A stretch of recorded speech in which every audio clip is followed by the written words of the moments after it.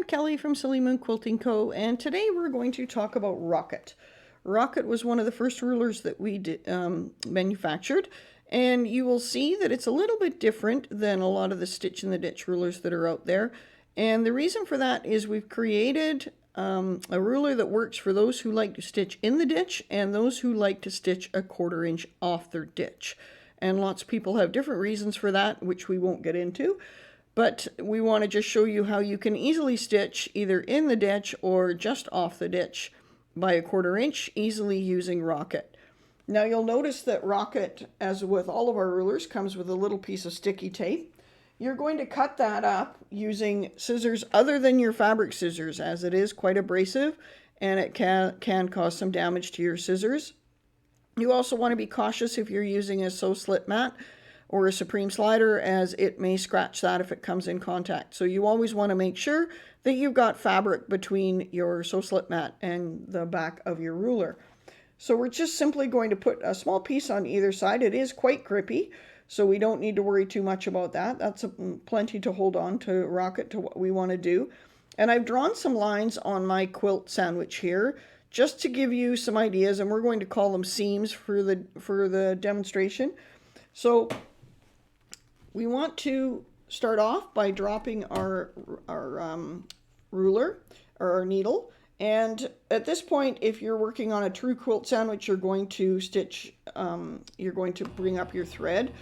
I'm going to just do a quick couple locking stitches just to make sure that we're secure and we can show you what the ruler does. So you'll notice here on Rocket that there's a little indentation on this side. What that indentation is a 1/4 inch away from here to here. So that means that your ruler foot will just nest quite nicely in that little arc or groove there. And that means that this edge will line up behind the ruler foot on your seam. So just like so.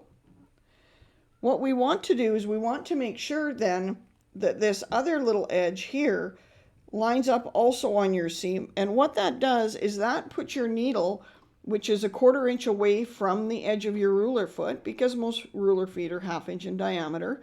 It puts your needle right in your seam. So by lining up those two edges, that means that my needle then should travel straight down there and end up in my seam all of the way down. So let's just give it a try. So we're all lined up. I'm going to hold my fabric on either side of my ruler foot, as that's where I have best control. And I'm going to hold my my ruler down where the sticky tape is. Now you'll notice today I'm using like black nitrile gloves to give me a little grip. Not usually what I use for quilting, but I do find that my other quilting gloves are white and they mess up the light when I'm recording. So that's why I'm using these today. So I'm going to just simply press on the gas on my ruler or on my sewing machine and slowly start to stitch in the ditch. And when my hands start to move out of the way, I'm going to come back, bring them back again so that my hands stay on either side of that ruler foot and I maintain control. And by walking my fingers down that ruler, it makes sure that my ruler doesn't slip. So I'm going to break my thread there because I want to show you that that's how easily you can stitch in the ditch using Rocket. And of course, once you practice it a little bit, you end up going a little bit quicker. So the other side of Rocket, you'll notice here, this gap or this indent is larger, and you're right, it's 1/2 inch rather than a 1/4 inch, which is what it is on this side. So that 1/4 inch means that your ruler will line up the same way. You're going to line up that edge on your ditch as well. But what it does is it means that that ruler foot then is now going to nest in there, and your needle is going to be a 1/4 inch away from that point. So that 1/4 inch will be from your needle right to your stitch line there. And then again, you're going to line up that on the other side. So I'm going to do a couple quick locking stitches. And I'm going to travel down that seam. And I'm going to walk my hands and my fingers as I need to. And I'll break my thread again to show you. So you can see there I've easily stitched a nice consistent 1/4 inch away from that ditch. From markings on Rocket make it nice and easy for you to be able to echo at different sizes. So say for example you wanted to work on a quilt and you wanted straight line quilting and you wanted it at 1/2 inch, 1/4 inch, or 3/4 inch spacing. The markings on Rocket make that nice and easy for you to do. So we're going to go using this as our main line, and then we want to echo that line. So anytime we're going to echo anything on a ruler line that we've stitched, we want to put the edge of the ruler on the line we just stitched. So we're putting the edge of the ruler right here on top of that line. That automatically puts our needle in a position 1/4 inch away, a couple locking stitches, 1/4 inch away from the line we just stitched. Stop there, we don't have to do the whole thing. So you can see that creates a 1/4 inch spacing. Now if I move Rocket over and I use the next line, so that's 1/4 inch away from the edge of the ruler on top of the same line, my stitching is now 1/2 inch or 1/4 inch away from the one I just finished stitching. A couple locking stitches, and I'll stitch that down. So you can see now the spacing from this line, which was our first origin line, to this line was 1/4 inch. Our spacing from this line when we use this engraved line to this line is 1/2 inch. So just to make it a little clearer, I'm going to now use this third line on this line that I just stitched and line up underneath there. And all of our markings are engraved, so you don't need to worry about them rubbing off. And by doing that, you can see now we've created a nice space. So this makes it really nice and easy for you to be able to stitch straight line quilting anywhere on your quilt. But it gets a little bit more fun than that. We've got markings going the other direction on here too. So if I chose to do a pattern, a crosshatch pattern, all I need to do is line up one of these lines on either a line I've stitched or on a seam, and that will allow me to do some nice crosshatch markings. So if I line it up on this line that I just stitched, and I bring my ruler foot down, or my needle down, and I stitch back in that line a couple stitches, you can see by going over, I've now created a nice little crosshatch. And I can stitch up a couple stitches. You can use your ruler for this, or you can eyeball it, whichever works best for you. And then I'm going to slide that up until that first engraved line is on that line I just stitched. And you can see there I'm starting to create a nice little box or square. So if I want to then make sure that I'm staying lined up, I'm going to do a few more stitches up that line. And I'm going to move my ruler up so that the engraved line is on top of the line I just stitched.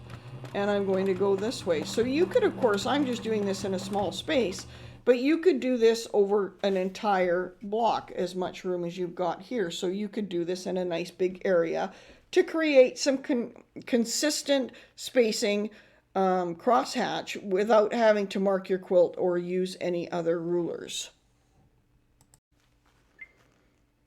Rocket has two different arcs on either end.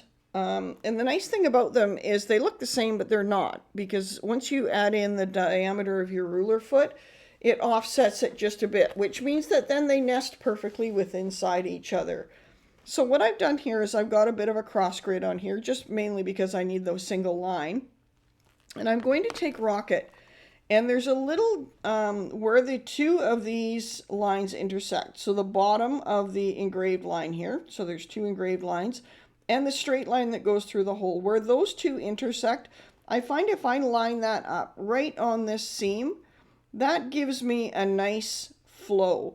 And I'll put that up against my ruler foot, and that will bring me back down around to stitch on this side. And I'll show you what it means. I've already locked my stitches there. So I'm going to hold a Rocket and my fabric, and I'm going to come around, and I'm going to stop when I get to the end, which happens to be exactly in that seam marking. So I'm going to turn that just to show you what I've done. So I started here and came around and stopped there. So now to create a simple leaf pattern, all I need to do is turn Rocket the other way and butt Rocket up that edge up to there and just do a double check and make sure that this line where these two meet, again, that spot where those two meet, is on this seam. That will bring me back and around so that I'm at the same spot where I ended, or where I started rather.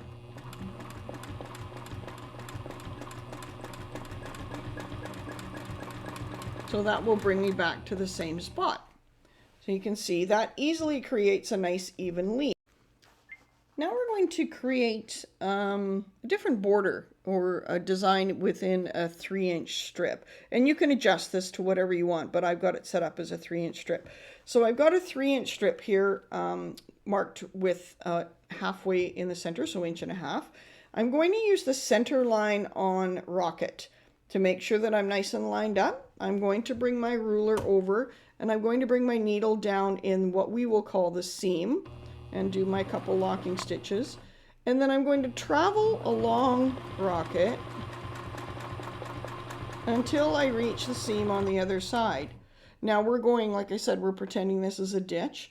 So I want to now echo that design so I can repeat that. So kind of like piano keys, but it would be a little bit different because it's got a little bit of an arc to it. So I kind of go along there until as far as I think I need to be. And then I need to get to a point where I can line up, just like we did with the piano or the cross hatching. I want one of these lines to sit over top of the line I just stitched. So let's go a little bit further so we can make that space a little bit larger and get a better view of what it would look like. So it's important to make sure that my center line stays on center because that means that these don't get skewed. So I'm over top of that line, or that round, the arc that I did, and I'm on my center line. So I went a little bit far, so I'm just going to take a couple stitches back and go back around the other way. So you can see a repetitive design like that in a border would be really neat, right? So let's do one more. And if you're stitching in the ditch there, you can decide if you want to use your ruler or if you want to just freehand it, that's fine. It's in the ditch. It's only a couple stitches. So you can see how that creates a really neat different border design, and you could echo that or you could carry that on. If I decided to do it here, I could carry it on all the way along a border and create a really neat little swag type border as far as you want it to go. And you could also turn Rocket the other way and now do this the other direction, staying lined up in the same spot.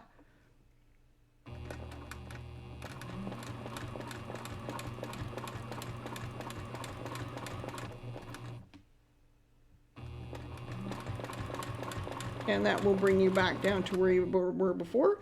And you almost create a cylinder effect if you wanted to do that, or create different designs that way. So those are the basics of Rocket. Thanks for checking us out. Have a great day.